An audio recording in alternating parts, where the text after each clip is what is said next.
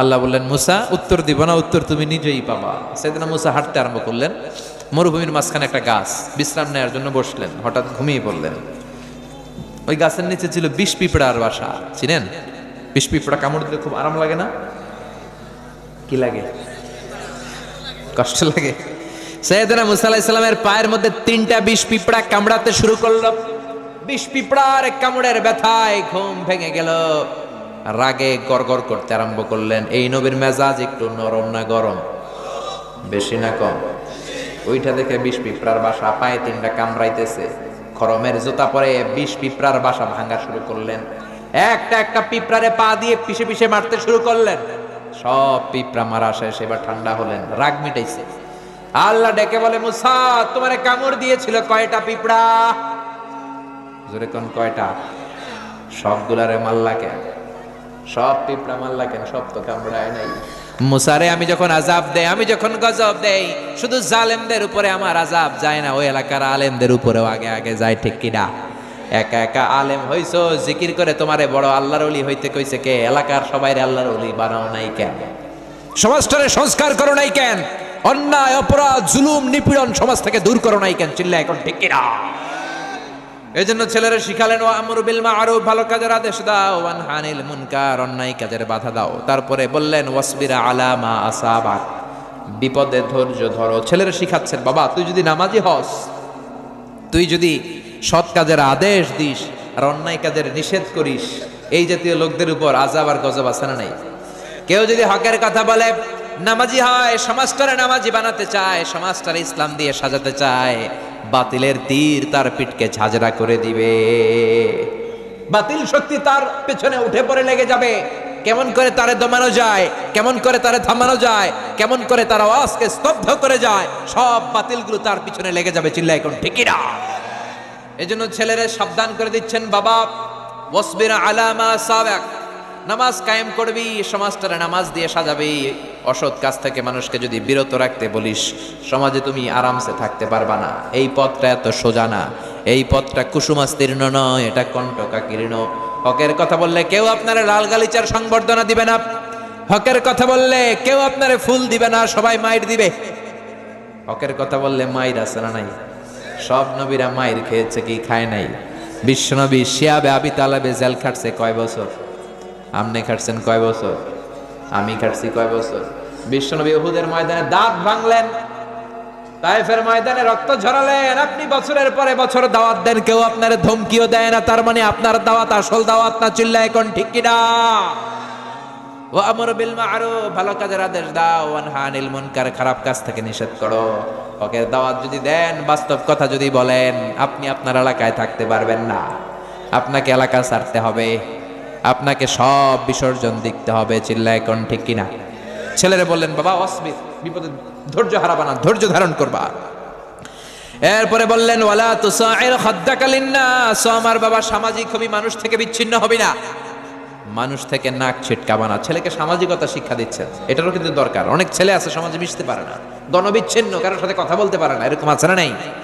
সাইয়েদনা লোকমান ছেলেরা শিখাইয়ে দিলেন, ওয়ালা তুসাইর খাদ্দাকা লিন্নাস, ও বাবা মানুষ দেখে নাক ছিটকাবা না, মুখ সরাবা না, বরং মানুষ দেখলে মুচকি হাসি দাও, সালাম দাও, মুসাফা করার জন্য হাত বাড়িয়ে দাও, জিজ্ঞেস করো আপনি কেমন আছেন, ঠিক কিনা? বিশ্বনবী কাউরে দেখলেই মুচকি হাসি, আগে আগে সালাম, হাত বাড়ায় দিতেন। কিন্তু আমাদের সমাজে কিছু লোক আছে সারা বছরও একটা হাসি দেয় না, আছে না নাই? মুখটা এরকম করে রাখে, এগুলো দেখতেই পারি না। বিশ্বনবী সবসময় মুচকি হাসতেন, সবসময় মুচকি হাসবেন, সালাম দিবেন, কেমন আছেন, হাত বাড়ায় দিবেন। আপনার জীবনটারে বরকত দিয়ে ভরে দিবে কে? এরপরে ছেলেরা বললেন, ওয়ালা তামশি ফিল আরদি মারাহা, অহংকার ভরে হেঁটো না, অহংকারীকে কেউ পছন্দ করে না। আল্লাহ বললেন, আল কিবরিয়া উরিদা, অহংকার আমার চাদর, ওয়াল আযামাতু ইজারি, বরত্ব আমার লুঙ্গি। আমার কোনো গোলাম যদি অহংকার করে, সেজন্য কেমন আমার চাদর নিয়ে টানাটানি করে, আর যে আমার চাদর ধরে টান দেয়, কোনো সন্দেহ নাই ওরে আমি জাহান্নামে ঢুকাবো। নাউজুবিল্লাহ পড়েন। এজন্য ছেলেরা বললেন, ওয়ালা তামশি ফিল আরদি মারাহা, অহংকার করে রাস্তা দিয়ে হেঁটো না। ইন্নাল্লাহা লা ইউহিব্বু কুল্লা মুখতালিন ফাখুর, অহংকারীকে আল্লাহ পছন্দ করে। সাইয়েদনা লোকমান ছেলেরা শিখাচ্ছেন, বাবা অহংকার পতনের মূল। অহংকার কি? কথা বলে না। অহংকার কি? লা ইয়াদখুলুল জান্নাতা মান কানা ফি কলবিহি হাব্বাতু খারদাল মিনাল কিবার, যাররা পরিমাণ অহংকার যদি কোনো মানুষের অন্তরে থাকে, ওই লোকটা জান্নাতে প্রবেশ করতে পারবে। ছেলেরা সাবধান করে দিল, অহংকার করবে না, মানুষের সাথে মিশো, সামাজিক হও বাবা। সব শেষে 9 নম্বরে বললেন ওয়াকসিদ ফি মাশিকা ওয়াগদুদ মিন সাউতিকা ইন্না আনকারাল আসওয়াতি লা সাউতুল হামির। পড়েন সুবহানাল্লাহ। ওয়াকসিদ ফি মাশিক, রাস্তা দিয়ে বিনয়ের সাথে হাঁটো, কোমল ভাবে হাঁটো। কিছু যুবক ছেলেরা আছে 5-7 জন একসাথে হইলে রাস্তায় আর কাউরে চোখে পড়ে না, মুরব্বীদেরকে দামই দিতে চায় না, কারণ রক্ত গরম। আছে না নাই? এরকম আছে না নাই? যুবক ভাইয়েরা আমার সাবধান, যাদেরকে বুড়া বলে গালি দাও, যাদের দাড়িটা পেকে গেল, তাদের দাড়িও একদিন কালো ছিল, তারাও একদিন তোমাদের মতো তাগড়া যুবক ছিল। তারা যখন রাস্তা দিয়ে দৌড় দিত সবাই তাকিয়ে থাকতো, কি সুদর্শন পুরুষ ছিল তারা। কালের বিবর্তনের, সময়ের আবর্তনে তাদেরকে বুড়া বানায় দিছে কে? তোমারও একদিন থুরথুরে বুড়া বানায় দিবে কে? এজন্য মুরব্বীদেরকে সম্মানের দরকার আছে না নাই? বাসের মধ্যে তুমি সিট পেয়েছো, 80 বছরের মুরব্বী বাজান দাঁড়িয়ে আছে, সিট ছেড়ে দাও, মুরব্বীরে বসতে দাও, তোমার জীবনটারে বরকত দিয়ে ভরে দিবে কে? এজন্য 5-7 জন যুবক একসাথে হলে রংবাজি কইরো না। তোমার রক্ত গরম, এই রক্ত ঠান্ডা করে দিতে পারে কে? তোমার চেয়ে অনেক বড় দাপটওয়ালাই পৃথিবীতে ছিল, আজকে কেউ তাদের নাম নেয় না, ঠিক কি না? এজন্য সাবধান, যুবকগুলো একসাথে হলে ভদ্রভাবে চলবা। 5টা 7টা ছেলে পেলে একসাথে হইলে আর কাউরে চোখে পড়ে না। মেয়ে দেখলে হাসাহাসি, মুরব্বী দেখলে রাস্তায় জায়গা দেয় না, মনে হয় ওর বাবার রাস্তা। আছে না নাই? আর হুন্ডার সাথে থাকলে তো কথাই নেই, যদি হুন্ডা থাকে একটা করে আর ওগরে পায় কে? এজন্য ছেলেরা শিখালেন ওয়াকসিদ ফি মাশিক, বাবা বেয়াদবের মতো রাস্তা দিয়ে চলো না, বিনয়ের সাথে। রহমানের বান্দাদের বৈশিষ্ট্য হচ্ছে তারা বিনয়ের সাথে হাঁটে।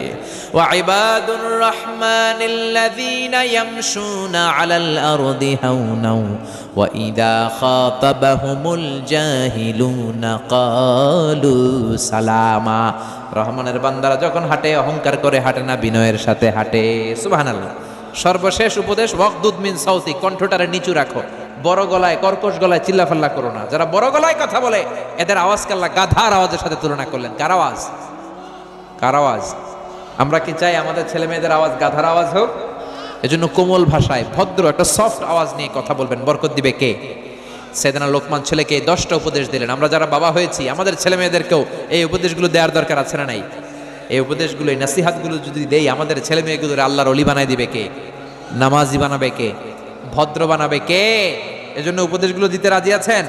মা বাবা যারা এসেছেন ছেলে মেয়েদেরকে এই উপদেশগুলো দিবেন। আল্লাহ তাআলা আমাদের সবাইকে কথাগুলো বুঝার ও আমল করার তৌফিক দান করুক। আমরা পড়ি আমিন। সাইয়েদনা লোকমান ছিলেন পেশায় রাখাল। কি ছিল? কথা বলেন, সবাই বলেন। সারাদিন ছাগল চড়াতো, রাত্রেবেলা বাসায় আসলে এরকম হাজার হাজার মানুষ ভিড় জমাতো। লোকমানের মালিক বলে, ঘটনা কি রে, এত মানুষের ভিড় কেন? সবাই বলে, আপনার রাখাল সাধারণ কোনো মানুষ নয়, এটা অসাধারণ মানুষ, অনেক জ্ঞান। মনিব বলে, ঘটনা কি? আমার রাখালের এত জ্ঞান আমি জানি না, আজকে একটু চেক করব। ইবনু জারির আত-তাবারি ওনার তাফসিরে তাবারিতে এই বর্ণনাটা এনেছেন। মনিব লোকমানকে ডেকে বলে, ইয়া লোকমান ইযহাব ওয়াজবাহ শাতান, লোকমান তুমি একটা ছাগল জবাই করো। ওয়া আখরিজ মিনহা আতিয়াবা মুদগাতাইন, জবাই করার পরে ছাগলের দেহের সবচেয়ে দামি পবিত্র 2টা অঙ্গ কেটে আনো। সাইয়েদনা লোকমান জবাই করলেন। ফা আখরাজা আল লিসানা ওয়াল কলব, তো ফা আখরাজা আল লিসানা ওয়াল কলব, লোকমান ছাগল জবাই করে মনিবের কথা অনুযায়ী জিহ্বা আর কলব কেটে নিয়ে আসলেন, মনিবের হাতে দিলেন। মনিব বললেন, যাও ইযবাহ শাতান উখরা, আরেকটা ছাগল জবাই করো। ওয়া আখরিজ মিনহা আখবাসা মুদগাতাইন, এবার ছাগলের সবচেয়ে নিকৃষ্ট 2টা অঙ্গ ছুরি দিয়ে কেটে আনো। লোকমান জবাই করে আবার আখরাজা লিসানা ওয়াল কলব, জিহ্বার কলব কেটে নিয়ে আসলেন। সুবহানাল্লাহ কইবেন না? মনিব বলে, মা হাযা ইয়া লোকমান, সবচেয়ে দামি পবিত্র 2টা অঙ্গ আনতে বললাম, জিহ্বার কলব কেটে আনলাম। আবার সবচেয়ে নিকৃষ্ট 2টা অঙ্গ আনতে বললাম, তখনও জিহ্বার কলব কেটে আনলা। সাইয়েদনা লোকমান বলে, জিহ্বা এমন অঙ্গ, এই জিহ্বা যদি ভালো হয়, জিহ্বার চেয়ে ভালো কিছু আর হয় না। এই জিহ্বা যদি খারাপ হয়, জিহ্বার চেয়ে খারাপ কোন অঙ্গ দেহের ভেতরে আর হয় না, ঠিক না? এই জিহ্বা দিয়ে যদি কোরআনের তেলাওয়াত করেন, এই জিহ্বা দিয়ে যদি আল্লাহর জিকির করেন, এই জিহ্বা দিয়ে যদি কল্যাণের পথে, হকের পথে মানুষকে ডাকেন, এই জিহ্বা দিয়ে যদি সত্য কথা বলেন, দ্বীনের নসিহত করেন, এই জিহ্বার চেয়ে ভালো অঙ্গ দেহে আর হয় না। আর এই জিহ্বা দিয়ে যদি মানুষকে গালি দেন, এই জিহ্বা দিয়ে যদি মিথ্যা সাক্ষী দেন, এই জিহ্বা দিয়ে যদি গীবত করেন, চুগলখুরি করেন, এই জিহ্বা দিয়ে যদি উল্টাপাল্টা গান বাজনা করেন, জিহ্বার চেয়ে খারাপ অঙ্গ আর হয় না, ঠিক কিনা? এই জন্য জিহ্বা দিয়ে গান গাইতে হবে কার? জিহ্বা দিয়ে কবিতা আবৃত্তি করতে হবে কার? কিন্তু এই জিহ্বা দিয়ে উল্টাপাল্টা গান গায় এরকম লোক আছে না নাই? বিশ্বনবী বললেন বুইসতু আন উকাসসিরাল মাযামির, ঢোল বাদ্য ভেঙে চুরে মাটির সাথে গড়িয়ে দেওয়ার জন্য আমারে পাঠিয়েছে কে? কিন্তু আমাদের দেশের গান বাজনায় ঢোল বাদ্য আছে না নাই? তোরা বাজারে ঢোল বাজারে বাঁশি আছে না নাই? বাংলা মায়ের একতারা সুর কতই ভালোবাসি, বাংলা মায়ের দোতারা সুর কতই ভালোবাসি, তোরা বাজারে ঢোল বাজারে বাঁশি বলে না? কিন্তু বিশ্বনবী এই ঢোল বাদ্য ভেঙে মাটির সাথে মিশিয়ে দেওয়ার জন্য এসেছে। এজন্য ঢোল বাদ্য বাজানো যাবে না। বাউলের গান, লালনের গান, মরমী গান, যেই গানের মধ্যে ঢোল বাদ্য আছে গাওয়া যাবে না, ঠিক কিনা? কিন্তু আমরা বেহায়ার মতো এই গানগুলো শুনি কি শুনি না? আমরা গাইও শেফালি কেন পানে জর্দা মিশালি, গায় না? গায় না? তোকে দেখে গাই যে আমি রিমিক্স কাওয়ালি। আহা হুজুর কত ভালো লাগে, হ্যাঁ, কপাল পোড়া। এই রিমিক্স যেটার মধ্যে আছে, ঢোল বাদ্য আছে, এগুলো গাওয়া যাবে? আবার ছেলে পেলে বাড়ি সিদ্দিকীর গানের জন্য পাগল, মরে গেল গত মাসে, মনে আছে? আমি একটা জিন্দা লাশ, কাটিস না রে জংলারে বাস, আমার লাইগা 3.5 হাত কবর খুঁড়িস নাই, আমি পীড়িতের নলে পোড়া, মরার পরে আমায় পুড়িস না, তোরা মরার পরে আমায় পুড়িস না। বলে বলে এগুলো গাওয়া যাবে? কেন গাওয়া যাবে না? গানের প্রথম লাইনে বলতেছে আমারে তুই কবর দিস না, দ্বিতীয় লাইনে বলে আমারে আগুনে পুড়িস না। মুসলমানকে কি শ্মশানে নিয়ে আগুনে পুড়ে না কবর দেয়? তাহলে যেই গানের মধ্যে হিন্দু কালচার আছে, হিন্দু আইনি সংস্কৃতি আছে, শিরকের ঘ্রাণ আছে, মুসলমান ওই গান গাইতে পারে? মুসলমান গাবে ইসলামের গান, কোরআনের গান, সালাতের গান। তলাআল বাদরু আলাইনা মিন সানিয়াতিল ওয়াদা ওয়াজাবা শুকরু আলাইনা মাদাআ লিল্লাহি দা আইয়ুহাল মাবউসু ফিনা جئت من أمر المطاع جئت شرفت المدينة مرحبا يا خير دا পড়েন আল্লাহু আকবার। এজন্য ছেলে মেয়েদেরকে ছোট্টবেলা থেকে উপদেশ দেন। সাইয়েদনা লুকমান বললেন জিহ্বা এমন অঙ্গ, এই অঙ্গ দিয়ে যদি জিকির করেন জিহ্বার চেয়ে ভালো কিছু আর হয় না। আর এই জিহ্বা দিয়ে যদি গান বাজনা করেন, অশ্লীল গান গান, জিহ্বার চেয়ে খারাপ অঙ্গ আর হয় না, ঠিক কিনা? আল্লাহ নরম নরম টিস্যু দিয়ে জিহ্বাটাকে বানালেন। আমাদের জিহ্বায় পার স্কয়ার সেন্টিমিটারে টেস্ট বাড রয়েছে 184টা। সেই হিসাবে আমাদের জিহ্বা দিয়ে আমরা কয়েক হাজারেরও বেশি ধরনের খাদ্যের স্বাদ আস্বাদন করতে পারি। সুবহানাল্লাহ কবেন না? আপনি হিউম্যান অ্যানাটমি, মানুষের শরীর বিদ্যা নিয়ে যদি গবেষণা করেন অবাক হয়ে যাবেন। আল্লাহ কত সুন্দর করে ব্রেইন দিলেন, হার্ট দিলেন, লাংস দিলেন, ফিল্টার দিলেন, কিডনি দিলেন। আপনি যদি খেয়াল করেন যেটা যেখানে সেট করা দরকার ঠিক ওইভাবেই সেট করে দিয়েছে কে? আমাদের মুখ যেখানে থাকা দরকার ছিল ওইখানে দিয়েছে। মুখের উপরে কি সুন্দর নাক, খাবার নেবেন, ঘ্রাণ নেবেন, বাসি না খারাপ, চোখ দিয়ে দেখবেন। এই নাক যদি এইখানে না থাকে আমাদের পিঠে থাকতো, কি করতেন? খাওয়ার সময় ঘ্রাণ নেওয়ার জন্য পিঠে নেওয়া লাগতে হবে, যে দেখো শুকে দেখো ভালো কিনা, ঠিক কিনা? তারপর চোখ যদি এইখানে না থাকে একটু উপরে থাকতো, এই চোখটা এদিকে, এই চোখটা এদিকে, কি করতেন? শীতের বিকালে ফুটবল খেলতে গেলে কপাল দিয়ে হেড দিলে চোখ দুইটা ডিমের মতো পৌঁছে যেত। সুবহানাল্লাহ কইবেন না? কানগুলাকে কত চমৎকার সেটিং করলেন। আচ্ছা খেয়াল করে দেখেন তো, এই কান যদি আল্লাহ এই বগলের নিচে দিত, আর এই কান যদি এই বগলের নিচে দিত, কি হইতো? আজকে আমার মাহফিল শোনার জন্য সবার এমনি বসে থাকা লাগতো, কান তো এই জায়গায়। সুবহানাল্লাহ পড়বেন না? এজন্য সাইয়েদনা লোকমান বললেন জিহ্বা যদি ভালো হয় জিহ্বার চেয়ে ভালো হয় না, জিহ্বা যদি খারাপ হয় জিহ্বার চেয়ে খারাপ আর হয় না। এবার তিনি কলব হাতে নিলেন, হাতে নিয়ে বললেন ও মানিব, কলবটা এমন অঙ্গ, এটা শ্রেষ্ঠ অঙ্গ, আবার এটাই নিকৃষ্ট। এই কলবে যদি আল্লাহর জিকির ঢুকান, এই কলবের মধ্যে যদি মানুষের কল্যাণের কথা ভাবেন, মানুষের জন্য ভালোবাসা যদি অন্তরে রাখেন, কলবের চেয়ে ভালো অঙ্গ আর হয় না।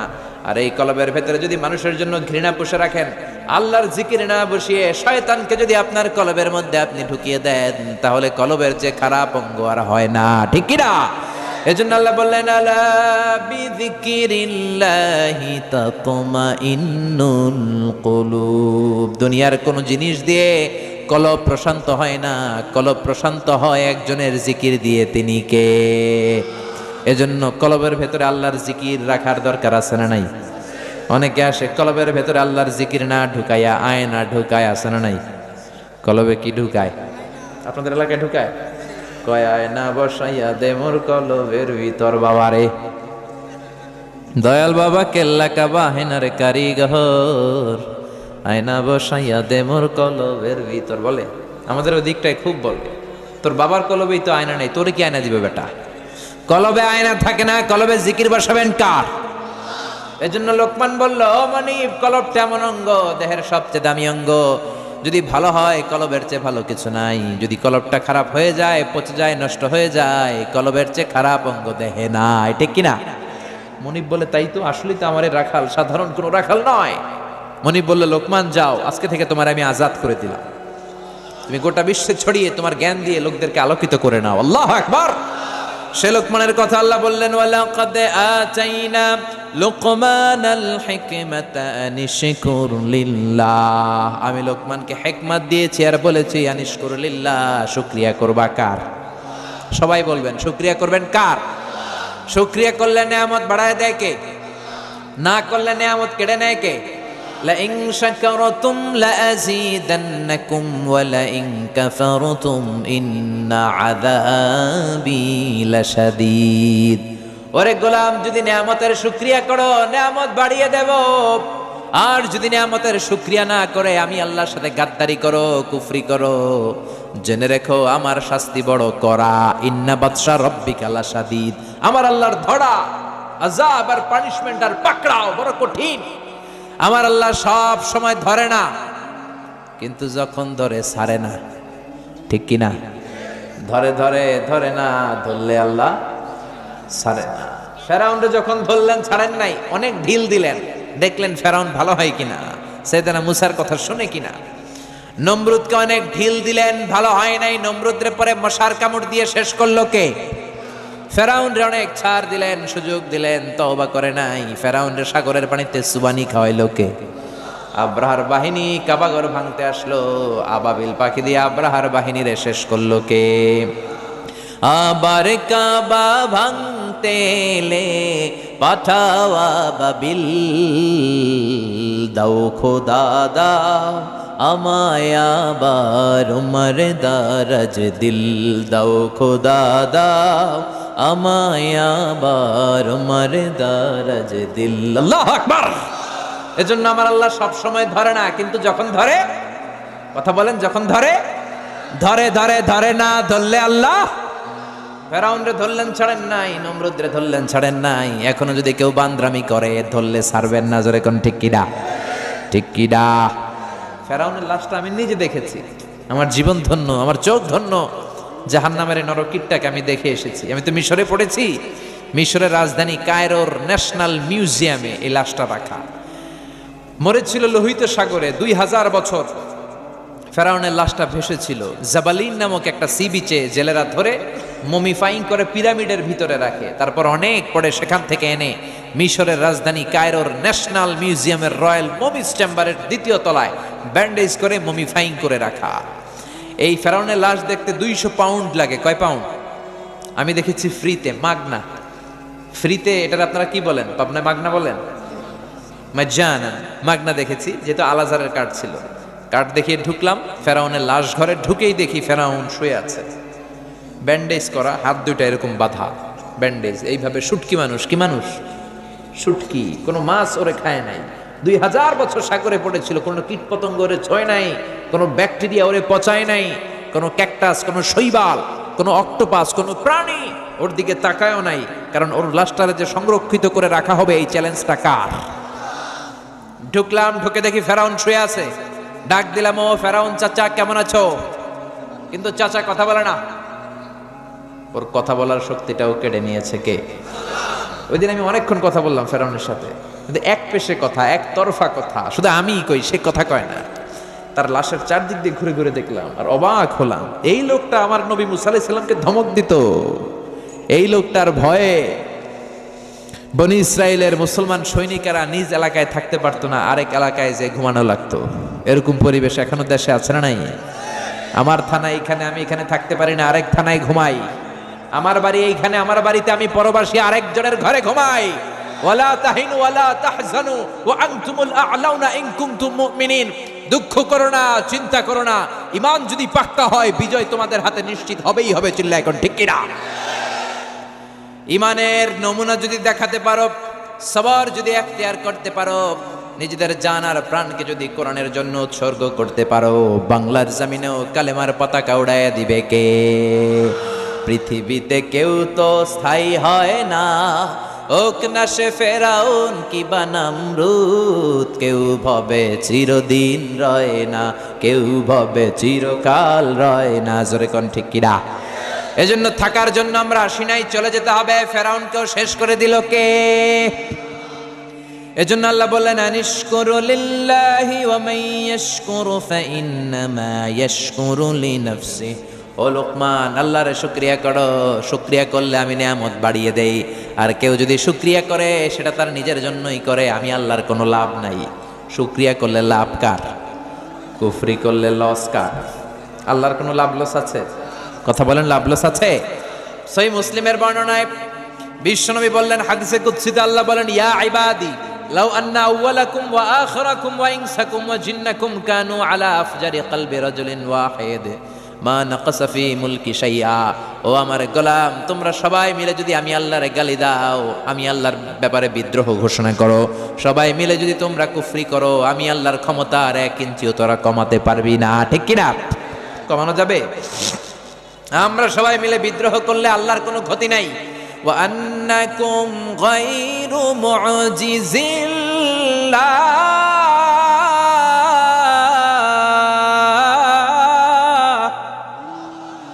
সবাই মিলে যদি আমি আল্লাহর বিদ্রোহ করো, সবাই মিলে যদি নাফরমানি করো, আমি আল্লাহর কিচ্ছু তোরা করতে পারবি না। ঠিক কি না?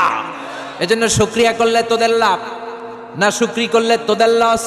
শুকরিয়া করলে নিয়ামত বাড়ায় দিবে কে? এজন্য শুকরিয়া করতে রাজি আছেন?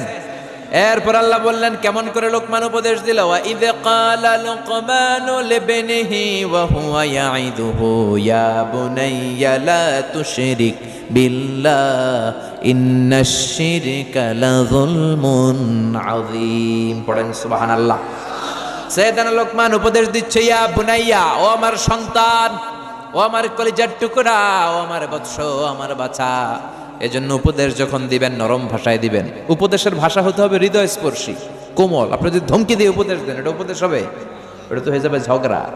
এজন্য উপদেশ যখন দিবেন কোমল ভাষায়, দরদের জায়গা থেকে দিবেন। কারণ হৃদয় থেকে কোনো কথা বললে এটা আরেকজনের হৃদয়ে যেয়ে লাগে।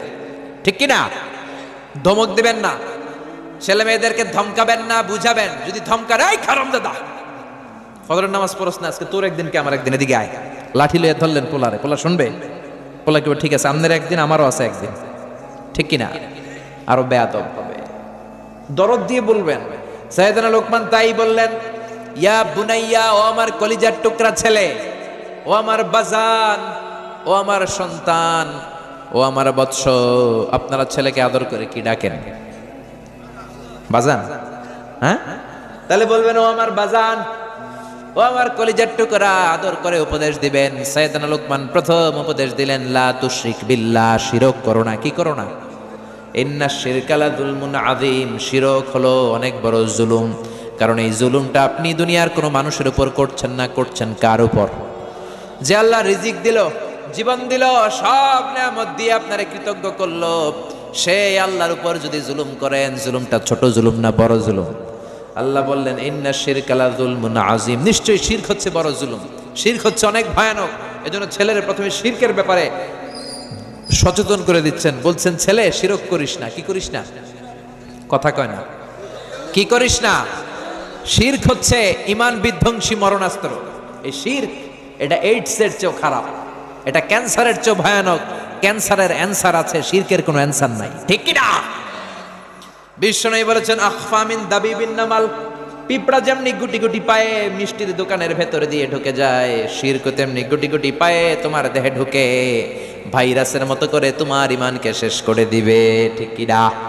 শিরক মানে আল্লাহর সাথে কাউকে সমকক্ষ বানানো, আল্লাহর মতো ক্ষমতাবান কাউকে মনে করা, আল্লাহর জায়গায় কাউরে বসানো। ঠিক কি না? এজন্য আমরা যখন নামাজের জন্য দাঁড়াই, আল্লাহ বলে নামাজ পড়বি, আগে বল শিরক করস কিনা। আমরা বলি ওয়াজ্জাহাতু ওয়াজহিয়া লিল্লাযী ফাতারাস সামাওয়াতি ওয়াল আরদা হানিফাও ওয়া মা আনা মিনাল মুশরিকিন। না, আল্লাহ আমরা মুশরিক না, আমরা শিরক করি না। আমাদের শুরুতে এই ঘোষণা আমরা দেই কি দেই না? আবার যখন জিলহজ মাসে হজ করতে যান, আল্লাহ বলে হজ পরে কর, আগে বল শিরক করস কিনা। আমরা বলি লাব্বাইক আল্লাহুম্মা লাব্বাইক, লাব্বাইক লা শারীকা লাক লাব্বাইক, আল্লাহ কোনো শরীক করি না, আমরা মুশরিক না। চিল্লায় কোন ঠিক কি না? এজন্য ছেলেকে সাবধান করে দিলেন, লা তুশরিক বিল্লাহি ইন্নাশ শিরকা লাযুলমুন আযীম। ও আমার ছেলে, খবরদার তুমি শিরক করো না, শিরক হলো অনেক বড় পাপ, শিরক হলো মহাপাপ, সব পাপের বাপ।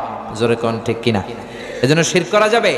শিরক দুই ধরনের, শিরকে আকবার, শিরকে আসগার। শিরকে আকবার যদি করেন আপনার সব শেষ। এজন্য আল্লাহ বললেন ইন্নাল্লাহা লা ইয়াগফিরু আন ইউশরাকা বিহি ওয়া ইয়াগফিরু মা দুনা যালিকা লিমান ইয়াশা। আল্লাহ চাইলে তোমার সব গুনাহ ক্ষমা করে দিবেন, কেবলমাত্র শুধুমাত্র শিরকের গুনাহ ছাড়া। কার কথা? কথাটা কার? নাকি আজারি সাহেবের? কার কথা? শিরকের গুনার কোনো ক্ষমা নাই, মহাপাপ। এজন্য আল্লাহ বলেন লাইন ইয়া ইবাদি লাউ আতাইতানি বিকরাবিল আরদি খাতায়া, ও গোলাম কিয়ামতের দিন পাহাড় পরিমাণ গুনার স্তূপ নিয়ে যদি আমার কাছে আসো, আর ওই গুনার মধ্যে যদি শিরকের গুনাহ না থাকে, পাহাড় পরিমাণ ক্ষমার দয়া নিয়ে আমি আল্লাহ তোর কাছে হাজির হয়ে যাব। খবরদার শিরক করা যাবে না। লাইন আশরাকতা লা ইয়াহবাতান্না আমালুক ওয়া লা তাকুনান্না মিনাল খাসিরিন। শিরক করলে আপনার আমল বাতিল করে দিবে কে? শিরক দুই ধরনের। কয় ধরনের?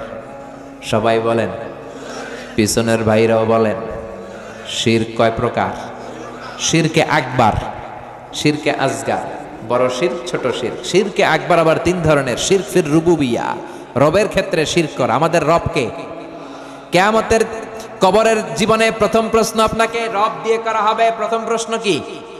মার রাব্বুক, তোমার রব কে? আপনি যদি বলেন জানি না, মায়ের আছে না নাই? আপনারে বলতে হবে আল্লাহ আমারে রব, এই রবই আমার সব। পড়েন সবাই, আল্লাহ আমারে রব, দমে দমে তনু মনে তারি অনুভব, আল্লাহ আমারে রব।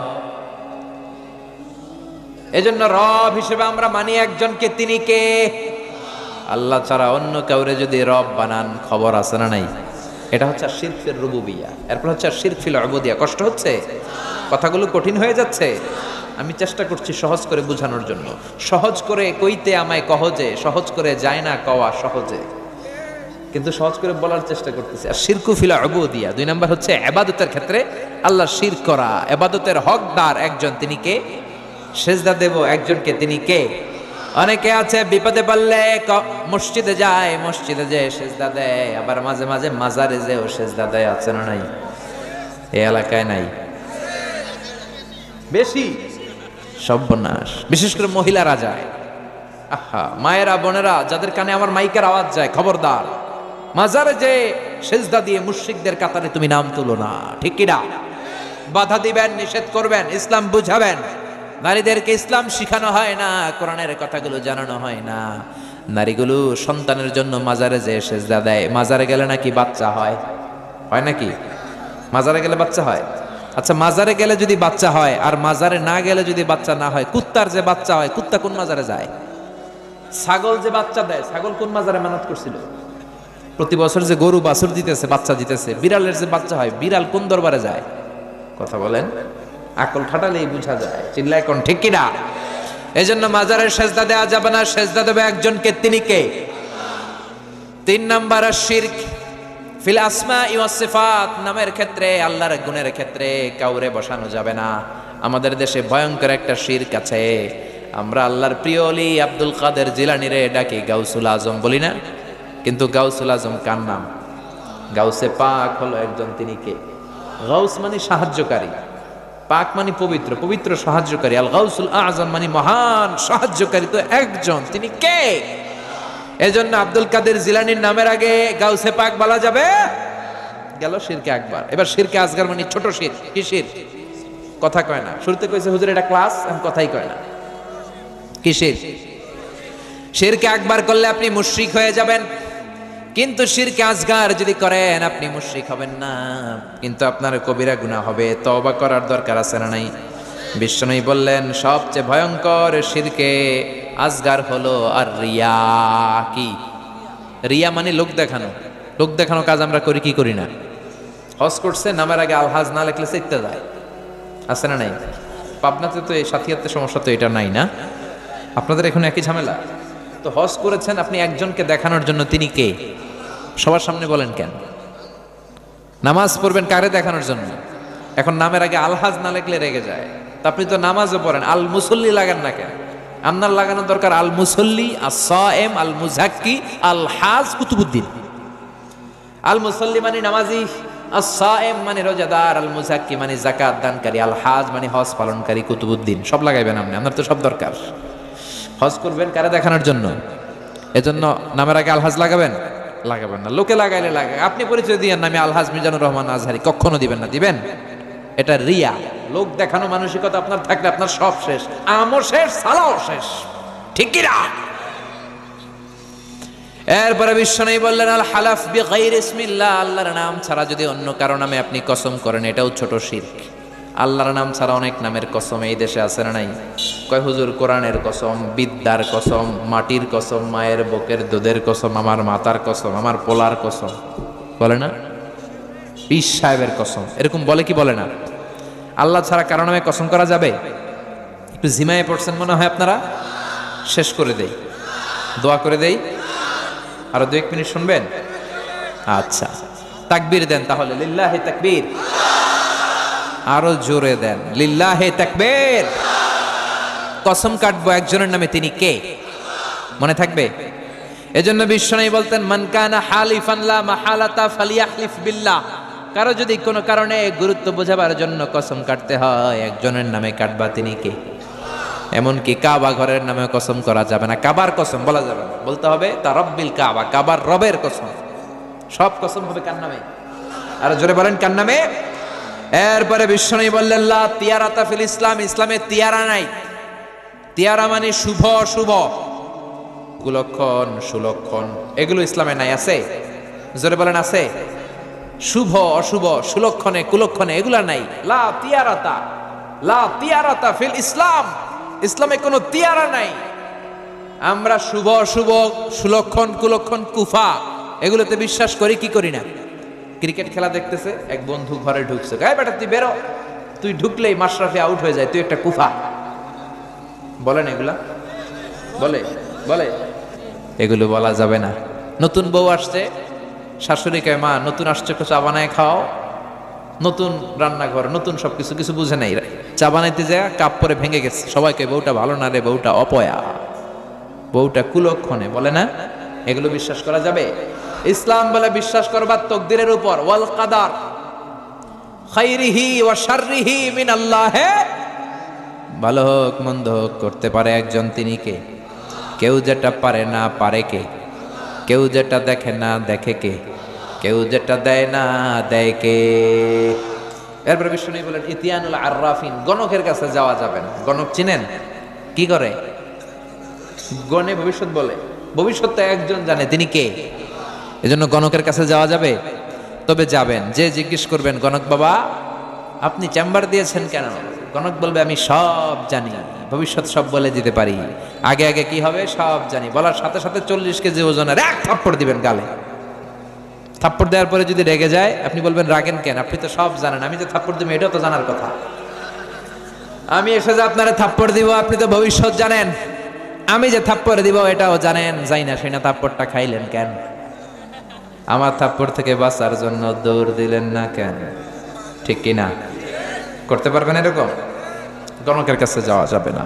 আবার দেখবেন হাতের রেখা দিয়ে কয়, হাতের রেখা নাকি ভাগ্য আছে, ম্যাগনিফাইং গ্লাস আছে, এরকম এক চোখ বন্ধ করে এমনি এমনি দেখে, হাত দিলে গ্লাস দিয়ে ভেবে দেখে, উল্টা পাল্টা বলে যে হ্যাঁ তোমার তো অনেক ভাগ্য, তুমি পাবনার সাথিয়ার মানুষ, তুমি সৌদি আরবে যাবা, অনেক টাকা হবে তোমার, বিয়ে হবে কিছুদিন পরে, উল্টা পাল্টা বলে। এগুলোর সাথে ইসলামের কোনো সম্পর্ক?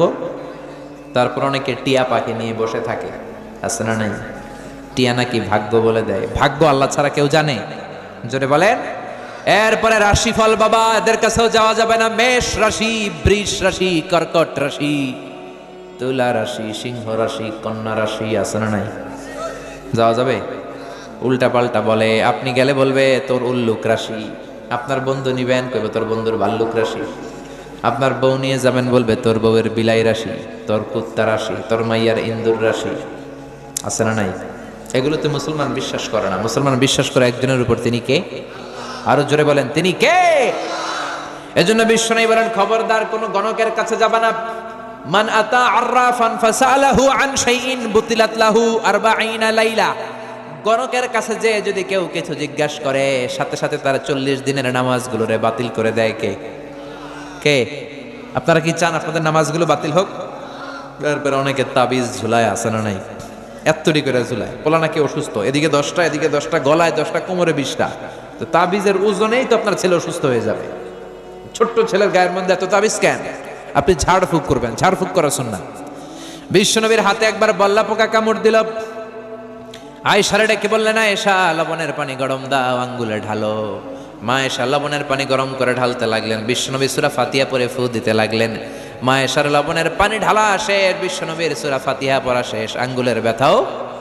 মা আয়েশা বললেন, আপনি নবী মানুষ, সূরা ফাতিহা পড়ে ফু দিলেই তো ভালো হয়ে যেত, আমারে কষ্ট দিলেন কেন? খালি খালি লবণের পানি করাইছেন কেন? বিশ্বনবী বললেন, আয়েশারে লবণের পানি দিয়ে চিকিৎসা হয়, সূরা ফাতিহা দিয়ে ঝাড়ফুঁক হয়। ভালো চিকিৎসার ঝাড়ফুঁকের সমন্বয়ে রোগ ভালো করে দেয় কে? আপনি অসুস্থ, সূরা ফাতিহা পড়ে ফু দেন, সুস্থ করে দিবে কে? আপনাকে জিন ভূত আসর করেছে, আয়াতুল কুরসি পড়েন। ছোট্ট বাচ্চাকে জিন ডিস্টার্ব করে, পরি ডিস্টার্ব করে, সূরাতুল ফালাক, সূরাতুন নাস পড়ে ফু দেন, সুস্থ করবে কে? বিশ্বনবী তাবিজ দেখলে ছিঁড়ে ফেলতেন, সাহাবারাও ছিঁড়ে ফেলতেন, তাবিজ ঝুলাতেন না তারা। কোরআনের আয়াত দিয়ে দেওয়া যাবে কিনা এটা ইখতিলাফি মাসআলা, নির্ভরযোগ্য কথা হচ্ছে না দেওয়াই ভালো। আপনি ঝাড়ফুঁক করবেন, ঠিক কি না? যেহেতু বিশ্বনবী ঝাড়ফুঁক করতেন, ছেলেপেলারা এখন তাবিজ ঝুলায়। এরপরে দেখবেন বাংলাদেশে সাদা আর লাল কালারের একটা আজমি শরীফের সুতা আছে, পাবনাতে তো এগুলো ঢুকে নাই, ঢুকছে? এক ছেলেরা দেখলাম পরীক্ষার রাতে টোটো করে ঘুরে। আমি বললাম, এদিকে আয়, তোর না পরীক্ষা পড়স না কেন? কই যে হুজুর আজমি শরীফের সুতা আছে আমার A+ ঠেকায় কে? এরকম নাদান কপাল পড়া আছে না নাই? জোরে বলেন। এরপরে খবরদার, দাঁত পড়লে ইন্দুরের গর্তের কাছে যায়। ইঁদুরের গর্ত এই দেশে মনে হয় এটা নাই, সব মিলে যাচ্ছে না? পুরো বাংলাদেশে একই সিস্টেম। দাঁত পড়ে গেলে ইঁদুরের গর্তের কাছে যেয়ে বলে, ইন্দুর মামা আম্মায় কইছে আমনে আমার বড় মামা, আমার মোটা দাঁত নিয়ে আপনার চিকুন দাঁত দেন। ইঁদুর আপনারা দাঁত দিবে? দাঁত দিবে কে? আশরাফুল মাখলুকাত। তার রুচি কতটা নিচে নামলে ইঁদুরের গর্তে যে মানুষ, সেরা মানুষ যে দাঁত চায়, নাদান, এগুলো ডাকাত, ঠিক না? এজন্য খবরদার এগুলো করবেন না। এরপরে দেখা যায় ট্রাকের পিছনে জুতা ঝুলায় রাখে। আমি তো বিভিন্ন হাইওয়েতে ঘুরি, এই জেলা থেকে ওই জেলা, রাতে রাতে মাঝে মাঝে দেখি বিভিন্ন ট্রাকের পিছনে সিরা জুতা। জিজ্ঞেস করলাম, কিরে সিরা জুতা কেন? কয় হুজুর বদনজর লাগে, বদনজর থেকে বাঁচা। অনেকে বদনজর দেয়, তো যেটা বদনজর দিল আমার সিরা জুতা যাইয়া ওর গালের উপর পড়লো।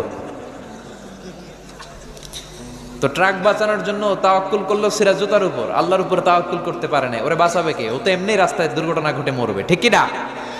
এজন্য এগুলো করবেন না। আবার অনেক ড্রাইভার মাজারের সামনে দিয়ে গাড়ি স্লো করে ফেলে, দ্রুত চালায় না। জিজ্ঞেস করলাম, স্লো করস কেন? কয় বাবায় অনেক গরম, গরম বাবা শুয়ে আছে। তো আল্লাহর অলিরা তো মানুষের উপকার করে। এদিকে যদি কোনো গরম বাবা থাকে যার পাশ দিয়ে গাড়ি চালালে গাড়ি উল্টায় ফেলায়, তাহলে এটা কি বাবা না ডাকায়? বাবা না সন্ত্রাস? মানুষ মারা কি ভালো মানুষ? এজন্য এগুলো করা যাবে।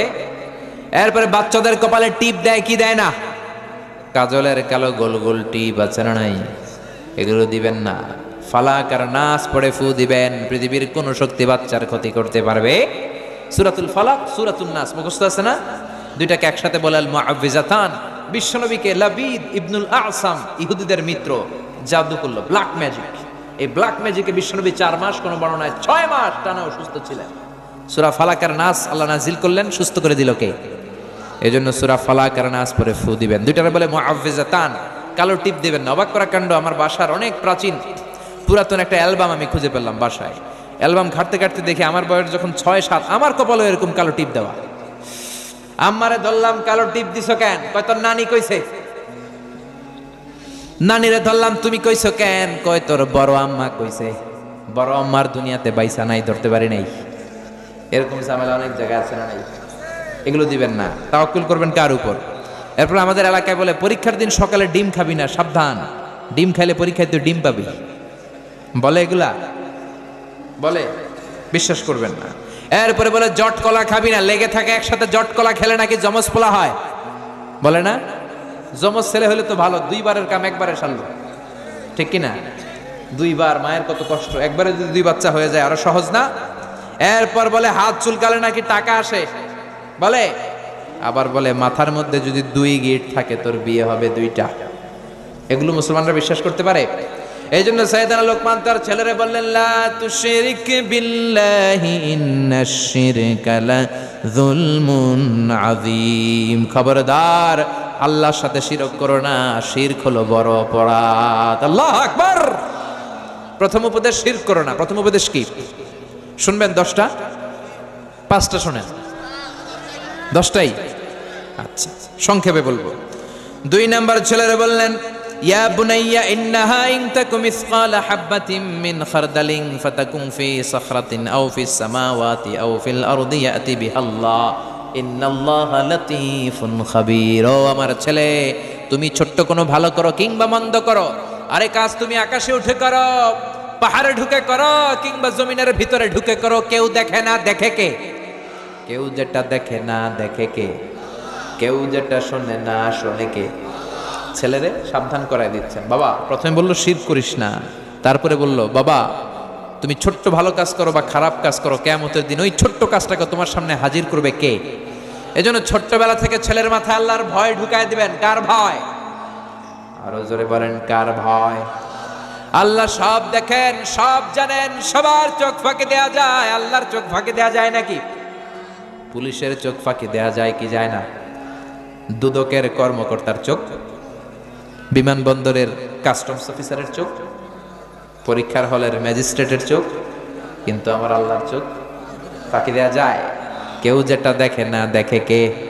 রাত্রিবেলা দরজা বন্ধ করে, লাইট বন্ধ করে, জানালা বন্ধ করে একা একা পাপ কাজ করলেন, কেউ দেখে নাই, দেখলো কে? ছেলেরে ছোট্টবেলা থেকে বুঝাই দিবেন, বাবা তুমি যাই করো না কেন দেখছেন কে? এই সেন্স অফ অ্যাকাউন্টেবিলিটি, জবাবদিহিতার চিন্তা যদি ছেলের মাথায় ইনস্টল করে দিতে পারেন, এই তাকওয়া নামক সফটওয়্যার যদি ছেলের মাথায় ছোট্টবেলা থেকে ঢুকাই দিতে পারেন, এই ছেলে ডাকাত হবে না, এই ছেলে টেন্ডারবাজ হবে না, এই ছেলে ইফটিজিং করবে না, এই ছেলে খাদিজারে কোবাবে না, এই ছেলে তনুর মতো মেয়েকে ধর্ষণ করবে না, এই ছেলে 31st নাইটে আর বৈশাখের দিন মেয়ের ওন্না ধরে টান দিবে না। চিল্লা এখন ঠিক কিনা? এজন্য ছোট্টবেলা থেকে শিখান। ছোট্ট ছেলেরা স্কুলে যায়, বন্ধুর জ্যামিতি বক্স নিয়ে আসে, আরেক বন্ধুর পেন্সিল নিয়ে আসে, চুরি করে কলম নিয়ে আসে, আসে না? শিখাই দিবেন, বাবা আরেকজনের জিনিস যদি নিয়ে আসো এটা চুরি। ও বাবা রাস্তা দিয়ে হেঁটে যাও, রাস্তার মধ্যে 500 টাকার কচকচে নোট পড়ে আছে, ধরা যাবে? শিখাতে হবে তো। মুরগির পেট থেকে বেরোলেই ওটা মুরগি, ছাগলের পেট থেকে বেরোলেই ছাগল, গরুর পেট থেকে বেরোলেই গরু, কিন্তু মানুষের পেট থেকে বেরোলেই ওটা মানুষ হয় না, ওটার মানুষ বানাইতে হয়, ঠিক কিনা? এই জন্য ছেলেরা শিখাবেন, আল্লাহ সব দেখে, সব শুনে। 7 আকাশ, তার উপরে সিদরাতুল মুনতাহা, তার উপরে কোরআনের বাড়ি লাউহে মাহফুজ, তার উপরে বাইতুল মামুর, তার উপরে আল্লাহর আরশ, আরশের উপর আল্লাহর কুরসি, তার উপরে আল্লাহর 70,000 নূরের পর্দা।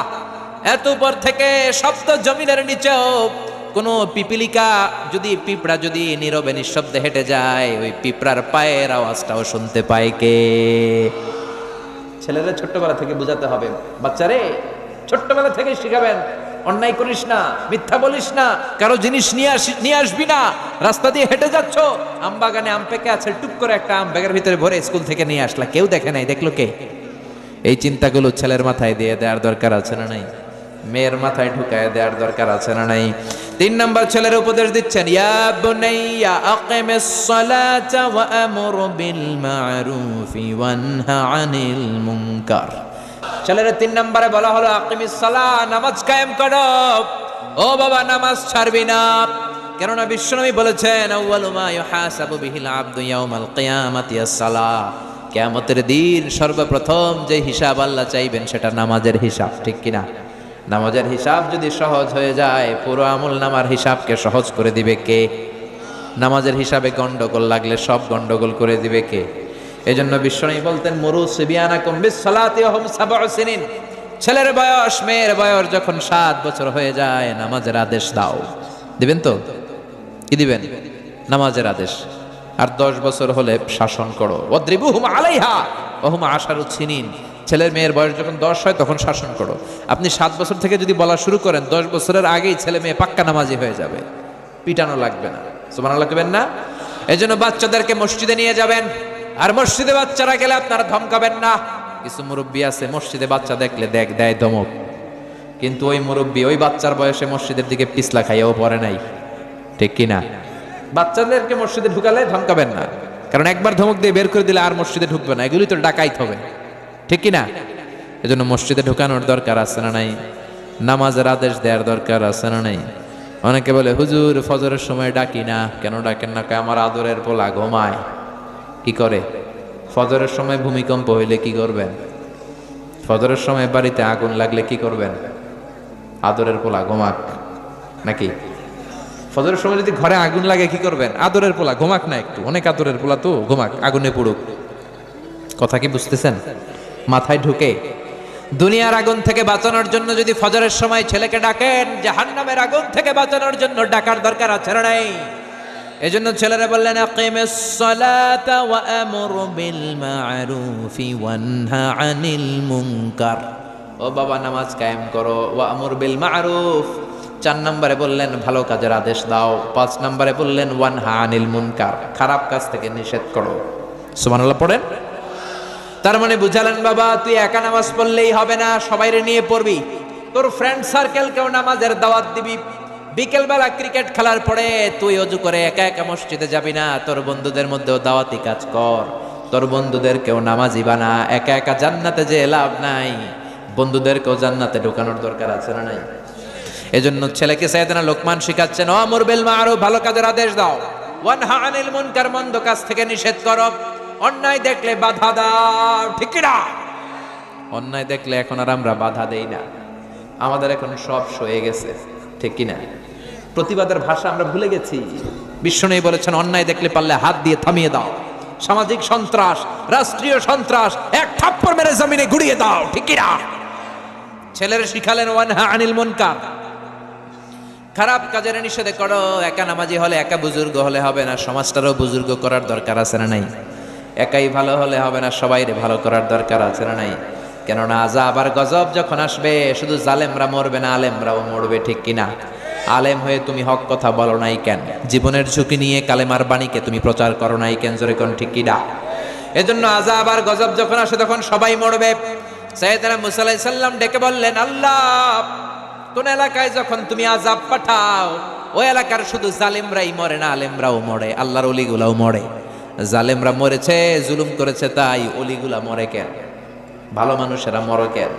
বাংলাদেশে যখন ভূমিকম্প হয় শুধু হিন্দুরা মরে নাকি? শুধু বেনামাজিরা মরে নাকি নামাজিরাও মরে? আল্লাহ বললেন মুসা উত্তর দিব না, উত্তর তুমি নিজেই পাবা। সেদিন মুসা হাঁটতে আরম্ভ করলেন, মরুভূমির মাঝখানে একটা গাছ, বিশ্রাম নেওয়ার জন্য বসলেন, হঠাৎ ঘুমিয়ে পড়লেন। ওই গাছের নিচে ছিল 20 পিঁপড়ার বাসা, চিনেন?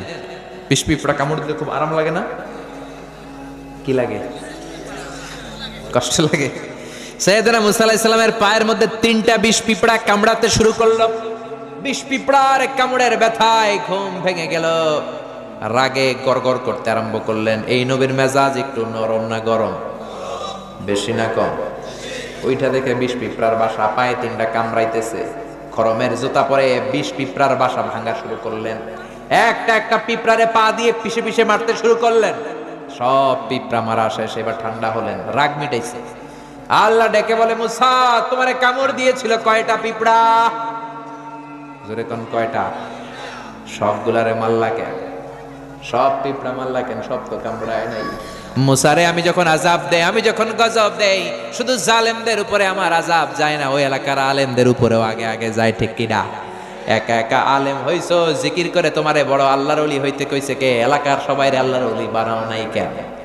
সমাজটারে সংস্কার করো নাই কেন? অন্যায় অপরাধ জুলুম নিপীড়ন সমাজ থেকে দূর করো নাই কেন? চিল্লা এখন ঠিক কিনা?